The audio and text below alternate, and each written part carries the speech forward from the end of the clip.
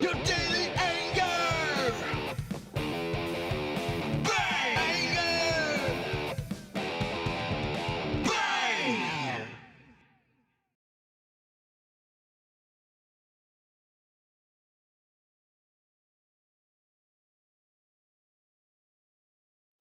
Ladies and gentlemen, welcome to the Daily Anger Bang. My name is JC, and this is your late night Rated R golf content presented by the Aloha Press. Thanks for everyone joining me tonight. This is the eve of the Masters. I mean, this is what we've been waiting for, and I have to just go out on a limb and say this is golfers' Christmas, right? This is what we all look forward to as we venture into the week of the Masters. A lot of talk, a lot of predictions, a lot of green shit, a lot of talk of food and players and who's gonna do what. I'm in all kinds of these leagues and betting games, and which reminds me, if you guys aren't signed up for the Aloha Press Masters Pick'em Challenge, it's very simple. Go to the website, thealohapress.com/masters, and go ahead and make your selection of 3 players. That's all you got to do. Pick 3 winners, okay?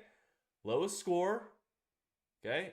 Combined lowest score, okay? For example, if Dustin Johnson, JT, and Cameron Smith go out and shoot 20 under, your combined score would be 60 under, and you'd probably win the damn thing based on how hard and fast this golf course is actually playing, which is pretty darn exciting. So go and do me a favor, go sign up for the Aloha Press Pick'em Challenge, the Masters. We're giving away first through third prize. First prize is definitely going to be something pretty incredible. Wish I could show you a picture of it. I wish I probably should have grabbed that before I started the show, but it's an Aloha Press Amp Caddy valued at $100. We're doing a golf hat, which nope, it's not on my desk. And then we've got an ice chest also to give away. So first prize is absolutely looking very promising, to be quite honest with you. I'm very excited about that. It's one of those things that, you know, you put together these giveaways and you're just pumped up about it. And you sit there and realize that, holy shit, the Masters is here.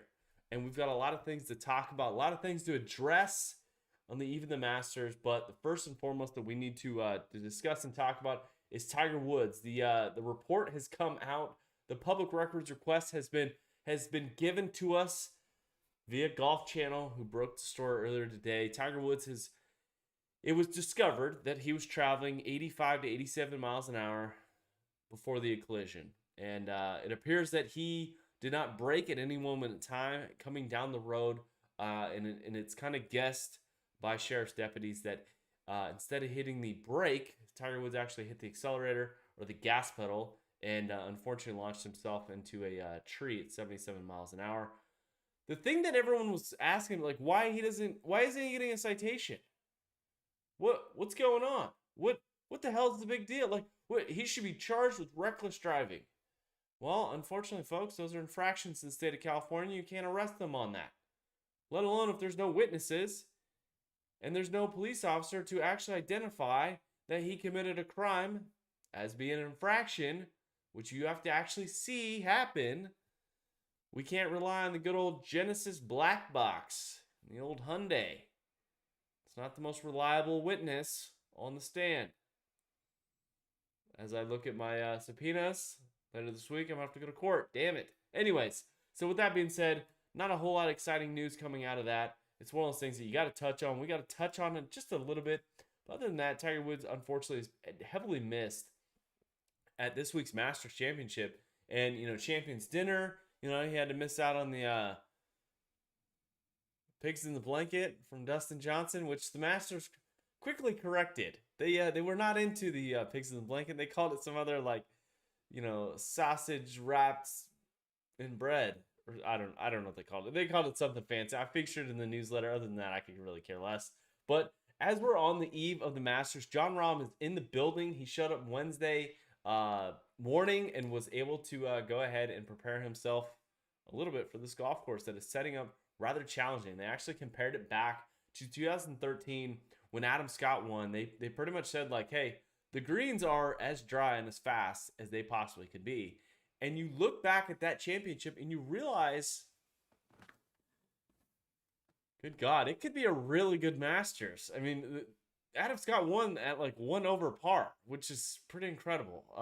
So I'm looking forward to an exciting Masters. something that's going to be, hard and fast for the first couple days. Unfortunately, the weather showers have increased. They are going from like 30, 40 to 75% on Friday evening, Saturday. Looks like there's also going to be some wind in the mix, which is definitely going to make things rather interesting out at Augusta National. So that being said, guys, let's get to the picks. If you hadn't actually tuned into the podcast or YouTube show, shame on you. But we're gonna get after it. Okay, I'm gonna give you my selection. Okay, my 3 top picks to see if you guys can go in there and battle and beat me in this pick'em challenge. It's very simple. I'm sticking with my original pick that I made a long shot pick back in January. I'm taking Cameron Smith.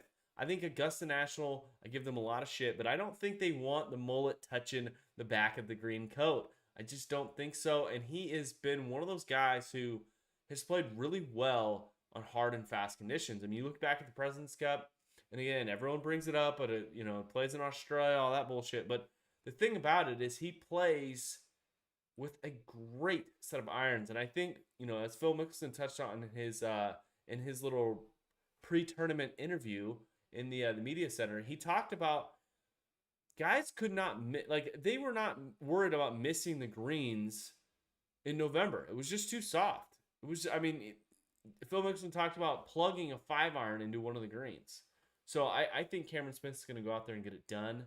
And his iron play is just so good. And I think he's put himself in positions where this is what he's ramping up to. And I think he's, he didn't fire his load too soon like Jordan Spieth did. So that's who I'm going with. I'm going with Jordan Spieth. Dustin Johnson going back to back. And then the most offensive guy in the golfing world, Justin Thomas, taking him as my 3rd pick. And it's one of those things that, as everything that's going on in the world, and as I watch all the interviews with the chairman of Augusta National, I'm watching interviews with Rory McIlroy, Phil, JT, and this one particular reporter has like the favorite question. They keep bringing up the new Georgia laws. And it reminded me to give you guys one statement. I don't give a shit what the Georgia state laws. Okay, laws, in my opinion, are essentially to correct people's behavior. But they're so reactionary. They're so secondary. And if you're just a halfway decent person and you do halfway decent things in life, you don't really need to worry about laws, to be quite honest with you. I had to memorize lots of laws in the state of California, and they wrote laws for all kinds of stupid shit. Okay, they wrote all kinds of crazy stuff. You can't operate a cell phone in the car, but you can operate a banana or have a dog on your lap. What the hell is that about? So a lot of these guys were questioning about it. This one particular reporter, I don't know who she was, but it made everyone very uncomfortable. And it got me thinking, let's stop talking about politics and sports. Like, just because you have a platform doesn't mean you need to fucking talk about it or use it. And do you think Augusta National gives a crap about the laws or the voting rights when it comes to the citizens of Georgia? They want everyone to be able to vote. Okay? Just simple as that. Now, if you do horrible things in your life and you end up into a nice metal box, I don't think you should have the right to vote. If you did horrible shit, I don't want horrible people voting for horrible. Anyways, that's here nor there. Tomorrow morning, though, very, very important morning. It's we're gonna have some new folks out of the tee box, which is gonna be exciting.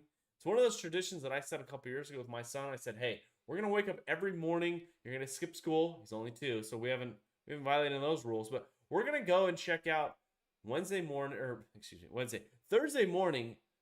at Augusta National. We're gonna watch the ceremonial tee shots. I look forward to that. I look forward to all that action.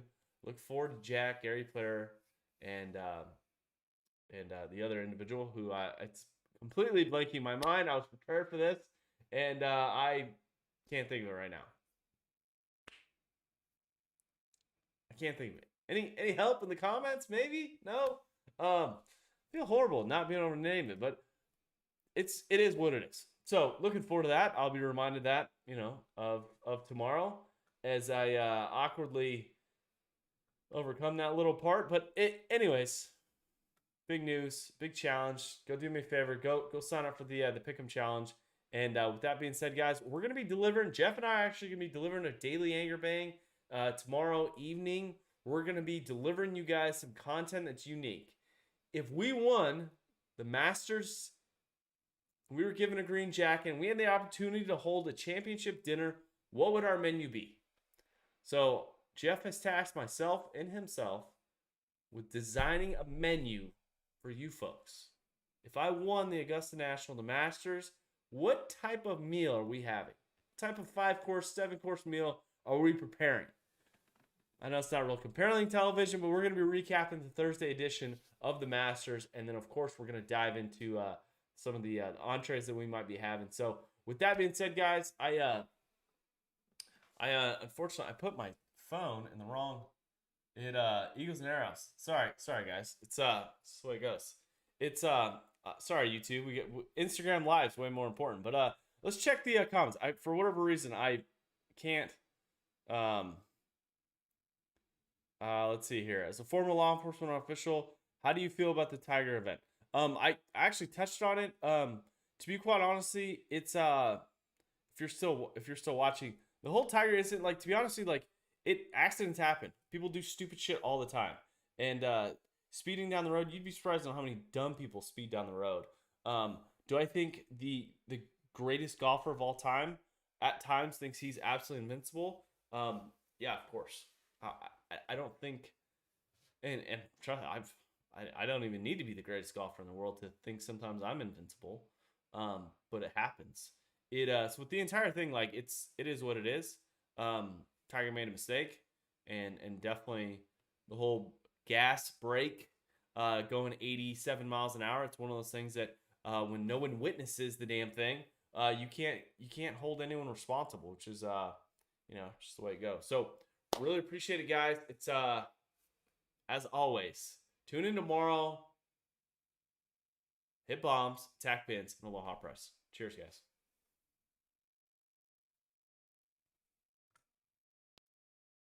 Your daily